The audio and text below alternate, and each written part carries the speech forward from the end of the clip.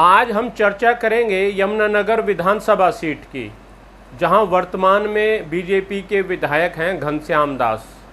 2014 में भी वो बने थे, 2019 में भी।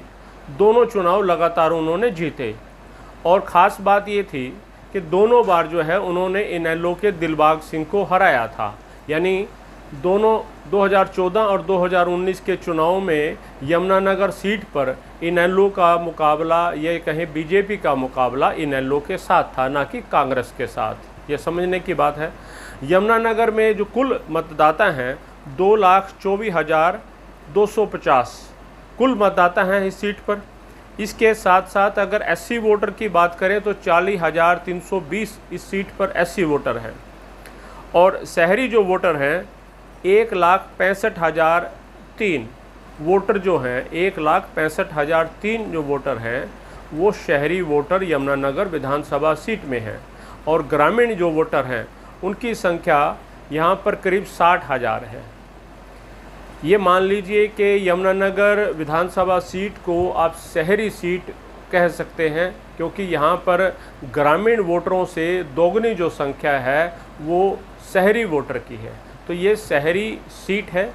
यही वजह है कि यहाँ पर बीजेपी का प्रभाव पहले भी रहा है और अब भी 2014 और 2019 में खूब देखने को मिला है। यमुनानगर को भाजपा से प्रभावित यानी बीजेपी दबदबे वाली सीट भी कह सकते हैं, क्योंकि यहाँ पर इस तरह का इतिहास रहा है कि बीजेपी जीतती रही है। 13 बार चुनाव हुए, उसमें से 6 बार जो है बीजेपी जीती। 2014-2019 में तो आपको पता ही है घनश्याम दास यहाँ से विधायक बने, जो वर्तमान में विधायक हैं। उससे पहले जो है 1996 में, 1987 में और 1977 में कमला वर्मा यहाँ से विधायक रही 3 बार। और उससे पहले जो 1968 में भी जनसंघ यहाँ से चुनाव जीता था, उस वक्त मालिक चंद यहाँ से जनसंघ के विधायक बने थे। यानी 6 बार जो है बीजेपी का दबदबा इस सीट पर रहा है। 13 बार में से 6 बार कांग्रेस जीती है और 6 बार बीजेपी और 1 बार इनेलो। ये पूरी जो है 2024 के विधानसभा चुनाव का जो समीकरण आपको लगाना है, अगर अनुमान लगाना है, तो ये सब चीज़ें आपको ध्यान में रखनी पड़ेंगी। इसके साथ साथ यहाँ पर घनश्याम दास का हमने जिक्र किया, उनका अपना यहाँ पर खूब प्रभाव है। बीजेपी का प्रभाव आपने देख लिया, घनश्याम दास का खुद का भी इस सीट पर प्रभाव है। यानी 2014 में मोदी लहर थी, वो विधायक बन गए। 2019 में भी थी, वो दोबारा बन गए। लेकिन घनश्याम दास जो हैं 2005 में पहली बार चुनाव मैदान में खड़े थे और उस वक्त भी बीजेपी की टिकट पर थे। 2005 में जो है बीजेपी का कोई हरियाणा में ये कहें कोई लहर नहीं थी, उसके बावजूद भी घनश्याम दास जो हैं 22,851 वोट ले पाए थे। हालांकि उस वक्त जो है कांग्रेस पार्टी की जो विधायक थी डॉक्टर कृष्णा पंडित, वो बनी थी। लेकिन घनश्याम दास जो हैं एक बड़ा वोट बैंक जो है उनको मिला था 22,851 का 2005 के चुनाव में। उनका अपना वोट बैंक था ये। 2009 के चुनाव में भी कुछ ऐसा ही हुआ। विधायक तो बने थे इनेलो के दिलबाग सिंह, लेकिन घनश्याम दास को उस वक्त भी 15,526 वोट मिले थे। उस वक्त भी कोई मोदी लहर या बीजेपी लहर नहीं थी। तो 2 बार वो हारे, लेकिन वोट बैंक उन्होंने अच्छा खासा यहाँ से बीजेपी की टिकट पर हासिल किया और अब 2 बार वो लगातार जीत रहे हैं। तो ये कह सकते हैं कि उनका अपना वोट बैंक भी यमुनानगर सीट पर है। दूसरा, बीजेपी दबदबे वाली सीट यमुनानगर को आप बोल सकते हैं। तीसरी जो बात है, यमुनानगर सीट शहरी सीट है। यहाँ पर जो शहरी जो वोटर हैं वो ग्रामीण वोटर से दोगुने से ज़्यादा हैं। तो ये एक तरह से बीजेपी का एक तरह से दबदबा यहाँ इसलिए भी माना जाता है। शहरी वोटर आज भी कहीं ना कहीं बीजेपी के साथ खड़ा है। इसके अलावा दिलबाग सिंह की अगर बात करें, दिलबाग सिंह 2009 में इनेलो की टिकट पर यहाँ से पहली बार विधायक बने थे। उस वक्त जो है उनको 40,984 वोट मिले थे और उसके बाद लगातार जो है वो चुनाव हारे घनश्याम दास से। 2014 में भी हारे और 2019 में भी आ रहे। लेकिन चुनाव हारे ज़रूर हैं, लेकिन उनका जो वोट बैंक है वो बड़ा है।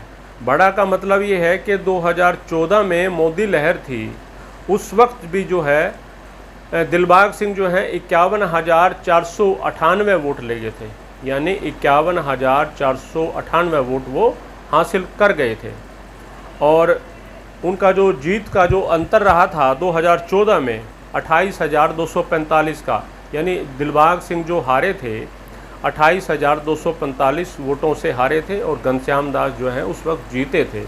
मेरा कहने का मतलब ये है कि 2014 में दिलबाग सिंह हारे ज़रूर थे, लेकिन उन्होंने जो वोट लिए वो 51,498 एक बड़ा वोट बैंक हासिल किया मोदी लहर के अंदर भी, यानी उनका भी यमुनानगर सीट पर अच्छा खासा प्रभाव दिखाई देता है। 2019 के चुनाव में भी कुछ ऐसे हुआ। उस वक्त भी उन्होंने 63,393 वोट लिए थे, 63,000, यानी पहले से भी ज़्यादा। 14 में तो 51,000 थे, इस बार जो उन्होंने 63,393 वोट लिए, उनका वोट बैंक बढ़ा, लेकिन वो हार गए। इस बार फिर घनश्याम दास बीजेपी के जीत गए। इस बार जो है उनकी हार का अंतर जो है मात्र 1455 वोट रहा। 2019 में बहुत कम अंतर से जो है हारे थे और घनश्याम दास जीते थे। तो दिलबाग सिंह का इस सीट पर, यमुनानगर सीट पर, इनेलो के नेता हैं, उनका इस सीट पर अच्छा खासा प्रभाव देखने को मिलता है। 2024 के चुनाव में उनका जिक्र करना इसलिए भी ज़रूरी है क्योंकि इस बार इंडियन नेशनल लोकदल का बहुजन समाज पार्टी के साथ गठबंधन हो चुका है और बहुजन समाज पार्टी भी इस सीट पर कहीं ना कहीं दिखाई देती है। पिछले 3 चुनाव का अगर हम एक तरह से जिक्र करें, यहाँ पर जो है 2009 में जब दिलबाग खुद एमएलए बने थे इनेलो की टिकट पर, उस वक्त यहाँ पर बीएसपी को जो है 9,702 वोट मिले थे। रोशनलाल बहुजन समाज पार्टी के प्रत्याशी थे, 9,702 वोट उनको मिले थे। तो 10,000 के आसपास वोट हो गया बहुजन समाज पार्टी का इस सीट पर।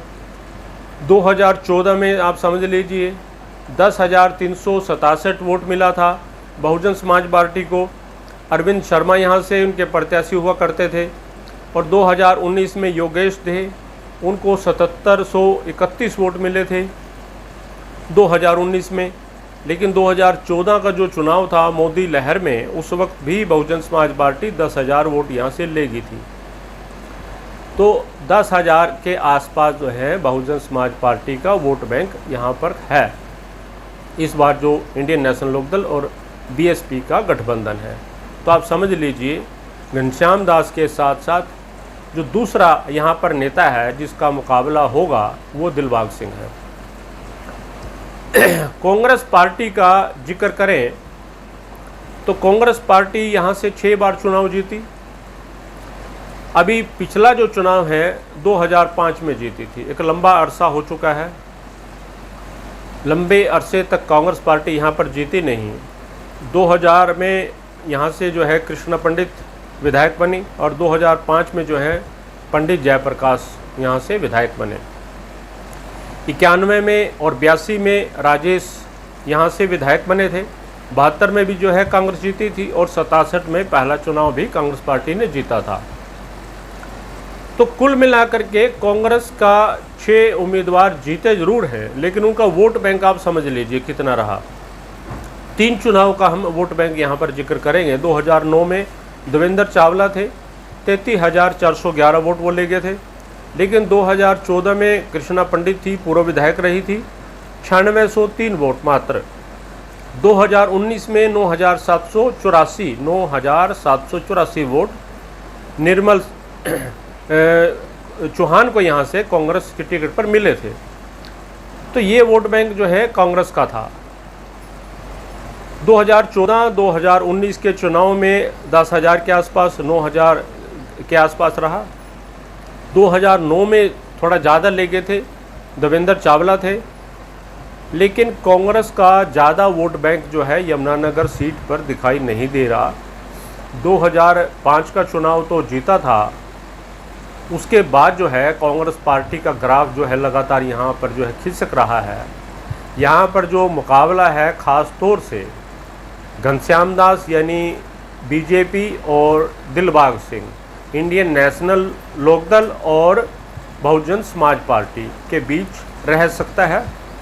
हालांकि कांग्रेस की टिकट किसको मिलेगी अभी इसका कुछ कह नहीं सकते, लेकिन 2 टिकटों का मैं आपको पक्के तौर पर बता सकता हूँ।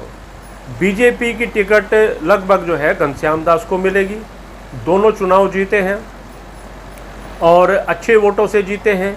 इससे पहले भी उनका प्रभाव रहा है इस सीट पर, जब वो बीजेपी की टिकट पर लड़े थे उस वक्त कोई बीजेपी या मोदी लहर नहीं हुआ करती थी, इसलिए बीजेपी की जो टिकट है लगभग घनश्याम दास को मिल सकती है। और इनेलो की टिकट पहले ही डिक्लेयर हो चुकी है, ये तय हो चुका है।